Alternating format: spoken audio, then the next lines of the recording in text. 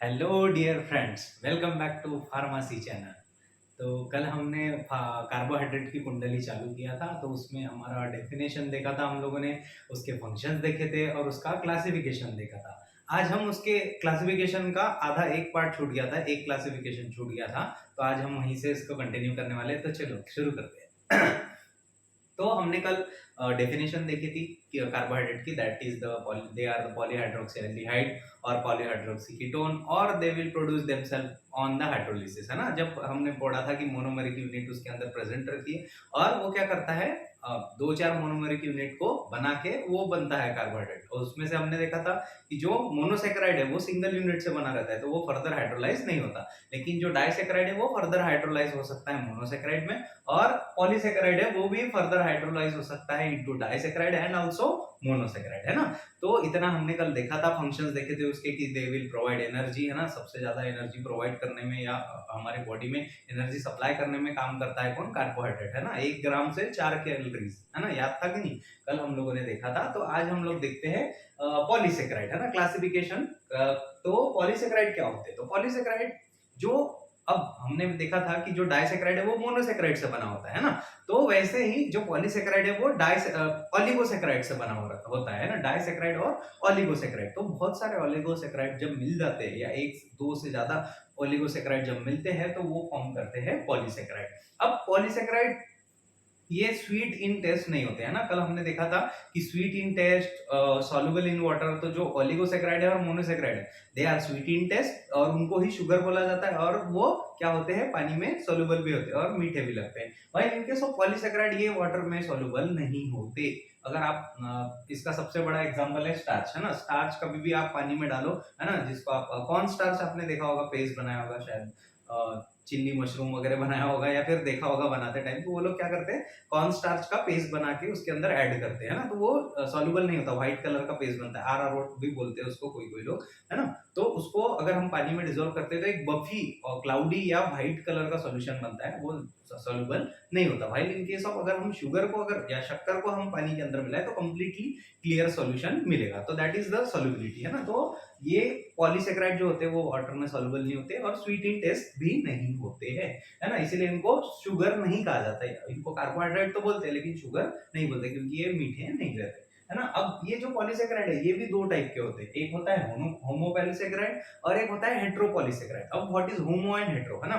तो होमो मतलब name indicate करता है सेम, है ना, जो सेम तरीके के या सेम तरीके से दिखे उसको बोलते हैं हम होमो। और हेट्रो मतलब क्या, जो अलग अलग दिखे, है ना। सबका अगर हम अगर अपने फेस की बात करें तो मेरा चेहरा अलग है, आप लोगों का चेहरा अलग है ना, हम मैच नहीं होते हैं ना, तो वी आर हेट्रो।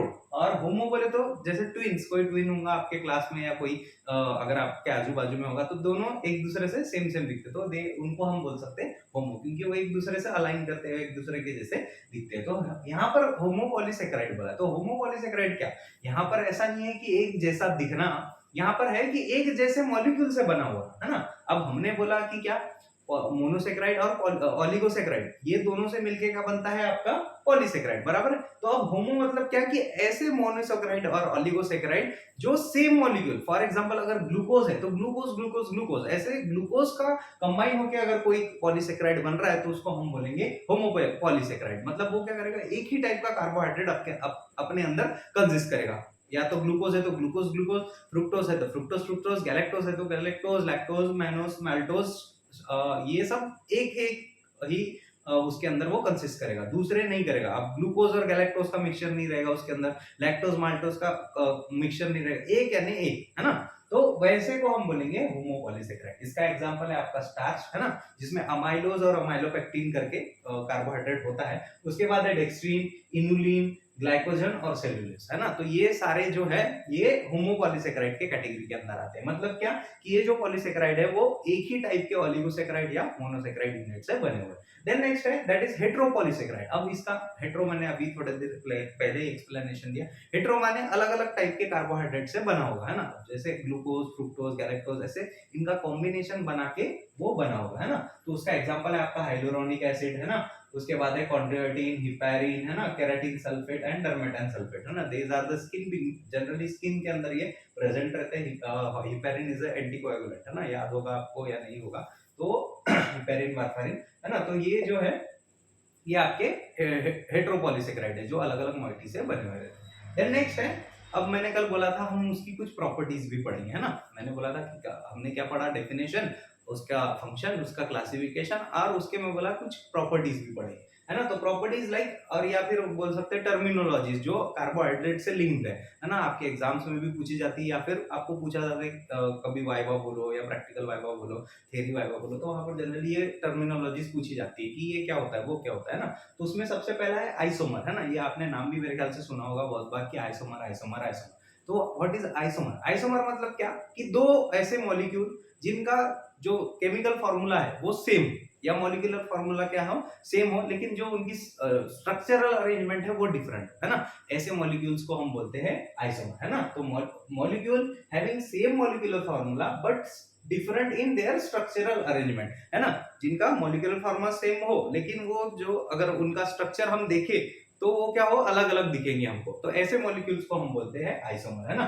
जिसका एग्जांपल है डी एंड एल ग्लिसरॉल्डिहाइड। अब ये है डी ग्लिसरॉल्डिहाइड, ये है एल ग्लिसरॉल्डिहाइड, है ना। तो यहाँ पर आप देखोगे तो ये जो है सेम मॉलिक्यूलर फॉर्मूला बोले और डिफरेंट स्ट्रक्चरल अरेंजमेंट। तो हम अगर कार्बन के काउंट करते तो 1 2 3 तीन कार्बन है, यहाँ पर भी देखो 1 2 3 कार्बन है, यहाँ पर 3 कार्बन हुए, यहाँ पर 3 कार्बन हुए। हाइड्रोजन देखते हैं 1 2 3 4 5 6 हाइड्रोजन है, 1 2 3 4 5 6 हाइड्रोजन है, 6 हाइड्रोजन है ना। कार्बन 3 हुए, हाइड्रोजन 6 हुआ, है ना। Carbon 3, hydrogen 6। अब ऑक्सीजन काउंट करते हैं ना, 1 2 3 3 ऑक्सीजन है, 1 2 3 3 ऑक्सीजन है, कार्बन हाइड्रोजन और ऑक्सीजन, है ना। तो यहाँ से इससे ये प्रूफ हो जाता है कि इनका मॉलिक्यूलर फॉर्मूला तो सेम है लेकिन इनकी स्ट्रक्चरल अरेंजमेंट, अब हम स्ट्रक्चरल अरेंजमेंट देखते हैं। तो ये है इसकी स्ट्रक्चरल अरेंजमेंट और ये है इसकी स्ट्रक्चरल अरेंजमेंट। तो क्या हो रहा है यहाँ पर OH का पोजीशन देखो चेंज हो रहा है, तो different in their structural arrangement, ऐसे मॉलिक्यूल्स को बोलते हैं हम आइसोमर। अब आप बोलेंगे कि what is D and L, है ना। अब ये डी एंड एल क्या होता है ना, तो उसको बोलते हैं हम ऑप्टिकल एक्टिविटी, है ना। Optical activity. अब डी एंड एल जो होता है ये होता है डेक्स्ट्रो रोटेटरी और ये होता है लीवो रोटेटरी, है ना। डेक्स्ट्रो और लीवो।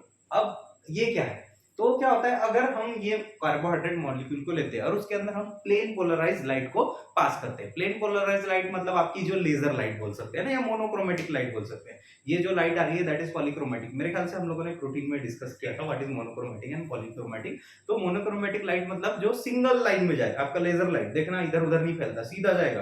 भाई इन केस ऑफ अगर हम टॉर्च की लाइट बात करें तो वो फैलते हुए जाता है ना। तो जो लेजर लाइट वाली है वो है मोनोक्रोमेटिक लाइट। अगर हम फॉर एग्जांपल कोई सैंपल है ग्लूकोज का, उसके अंदर हम ये मोनोक्रोमेटिक लाइट को या आपकी लेजर लाइट को पास करें तो वो क्या करेगा, ये जो सैंपल है या वो कार्बोहाइड्रेट है उस लाइट को क्या करेगा, या तो राइट में या तो लेफ्ट में, या राइट में या तो लेफ्ट में उसको क्या करेगा, रोटेट करेगा, है ना।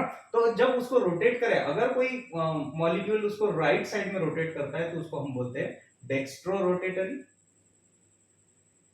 Dextro rotatory.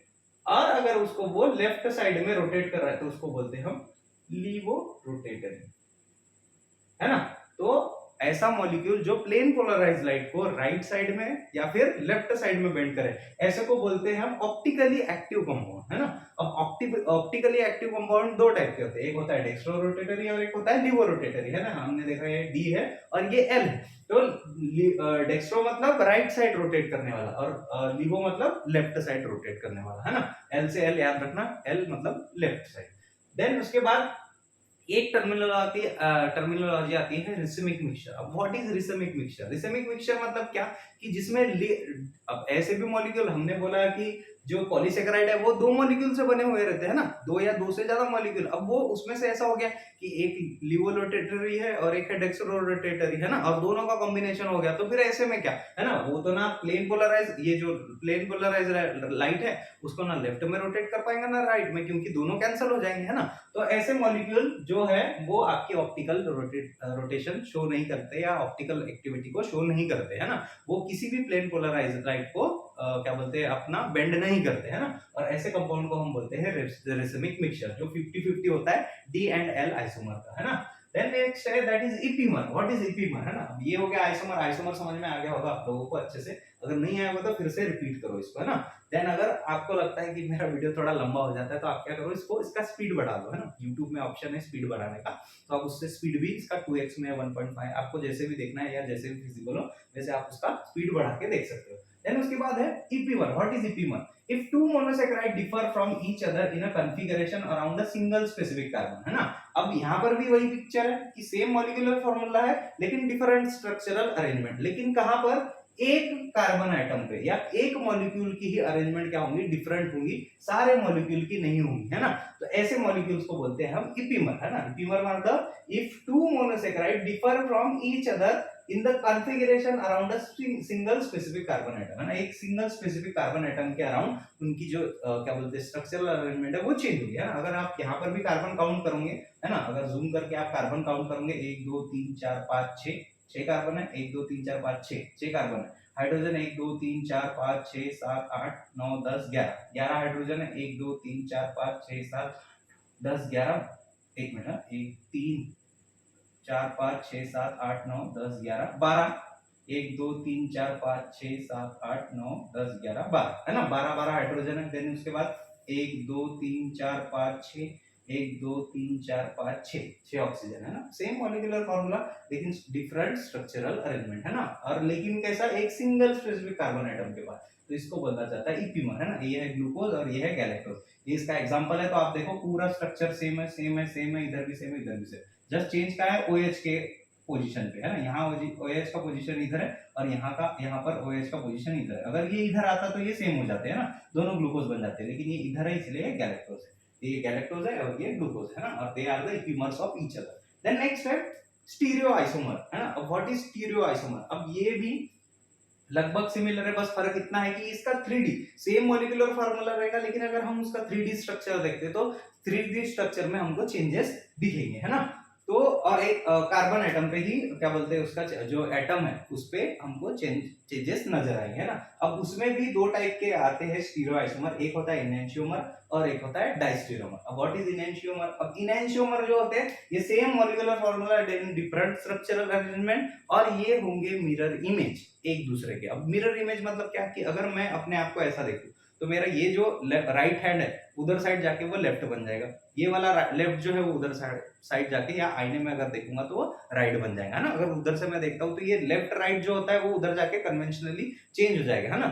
इधर से इधर और उधर से उधर बन जाएगा। तो सेम यहाँ पर होता है कि जो इनैंशियोमर है उनका सेम मॉलिक्यूलर फार्मूला और डिफरेंट स्ट्रक्चरल अरेंजमेंट रहेंगे और वो एक दूसरे के मिरर इमेज रहेंगे। अब वो कैसे, तो देखो ये CHO है, सेम यहाँ पर भी काउंट कर लो कार्बन हाइड्रोजन ऑक्सीजन, आपको सेम कार्बन हाइड्रोजन और ऑक्सीजन का रेशियो मिलेगा, लेकिन अरेंजमेंट देखो। अगर हम इसको मिरर, ये अगर मिरर लगाते हैं और इसको हम देखते हैं ना ऐसा उल्टा, इधर अगर हमने मिरर लगाया तो हमको क्या होगा, ये ऑक्सीजन इधर दिखेगा, है ना, तो दिख रहा है बराबर इधर, ये हाइड्रोक्सिल ग्रुप इधर दिखेगा, ये हाइड्रोजन इधर दिखेगा, ये इधर दिखेगा, ये और ये OH जैसे का वैसा, H जैसे का वैसा, बराबर। और बाकी सेम इधर भी वैसा ही होगा, है ना। OH इधर है, वो H इधर है, H इधर है ना। तो these are the mirror image, है ना। तो इनैंशियोमर ऐसे मॉलिक्यूल होते हैं जो मिरर इमेज होते हैं एक दूसरे के, है ना। इसका एग्जांपल है D glucose and L glucose, D1 है डेक्स्ट्रो, L1 है लिवो, है ना।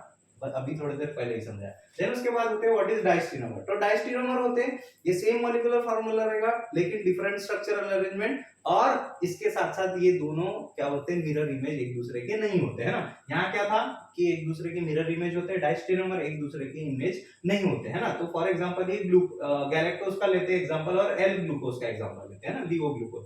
तो देखो यहाँ पर आपका सेम मॉलिक्यूलर फार्मूला, इधर भी सेम मॉलिक्यूलर फार्मूला, लेकिन ये एक दूसरे के मिरर इमेज नहीं है। अगर हम इसके साइड में मिरर रखते हैं तो देखो मिरर कुछ जमा नहीं, है ना।